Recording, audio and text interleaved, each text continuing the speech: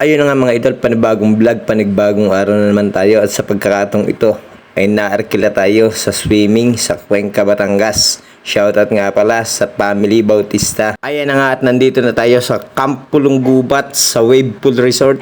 Yan na nga at dayadayo ito ng karamihan dito sa Cuenca, Batangas at talaga naman pagdating mo sa loob ay talaga nang napakaganda. Ayan na nga at papasok na tayo mga idol. Maya-maya lamang ay ipakikita ko sa inyo kung ano yung tinatawag na Wave Pool Resort. Yun yung parang dagat na naalon mga idol. Mamaya papakita ko sa inyo mga idol.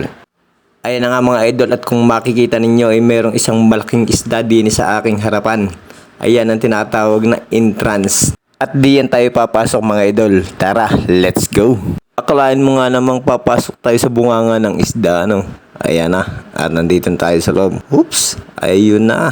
Yan na, nasa loob na tayo ng resort ng Camp Pulong Gubat ng Cuenca, Batangas. Ito nga pala yung isa sa dinadayo ng karamihan na liguan dito sa parte ng Batangas. Ang pagkakalaki naman ng dragon na area. Sa makakapanood ng aking video na ito, kung makikita mo itong dragon na ito at kung maalang kang gumawa nito, ilang buwan kaya ito bago magawa mga idol? Comment lang kayo dyan sa comment section. At para malaman natin kung gaano katagal bago matapos yung ganyang klase ng dragon, yung ganyang kalaki. Balik na nga pala dito tayo sa resort ng Camp Pulong Gubat sa Cuenca, Batangas. Kung makikita niyo, merong parang bangka. Yan yung nag-swim pag sinakyan mo. Yung parang talagang kala mo mahuhulog kapag sumakay ka dyan mga idol.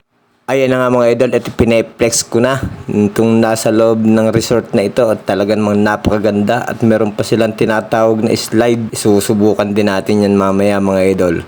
May pambata at meron din namang pang matanda. Talaga namang napakaganda ng view dito mga idol. Oh.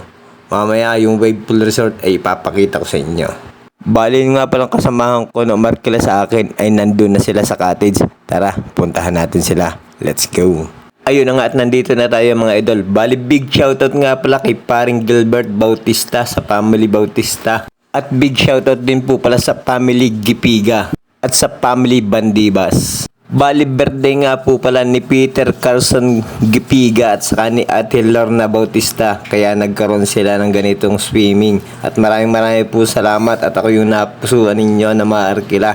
At maraming po salamat sa inyong pagtitiwala. At marami rin po salamat sa masarap na pagkain at sa libreng pa-swimming mga idol.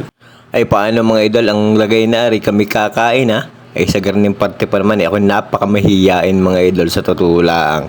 Ay siya, ay pahingi nga ho ng sugpo diyan at saka ng mangga at mas lalong ganahan. Ay siya mga idol, maya-maya ako kayo babalikan na. At ang lagi na rin kami kakain ha. Ako bagan man ay magpapahuli pa din eh. Ayun na nga mga idol at bali tapos nang kumain. Ito na at pupuntahan natin yung wave pool na sinasabi dito sa Cuenca, Batangas. Tara, let's go! Bali sa oras na ito mga idol may tinatawag sila na may oras daw yung wave pool na sinasabi dito. Ay ano pang ating gagawin din eh, di tayo mag-aantay. At nang makita natin yung tinatawag na wave pool ano. Tara, hintayin natin mga idol. At maya lang ay makikita nyo na yung sinasabi nilang wave pool dito sa Cuenca, Batangas. Ayun na nga mga idol at nag-uumpisa na, naglalapitan ng karamihan tao dito sa wave pool na sinasabi. Kaya lang sa pagkakataong ito mga idol hindi na ako nakalapit ng maayos dahil ang cellphone ko ay nababasa.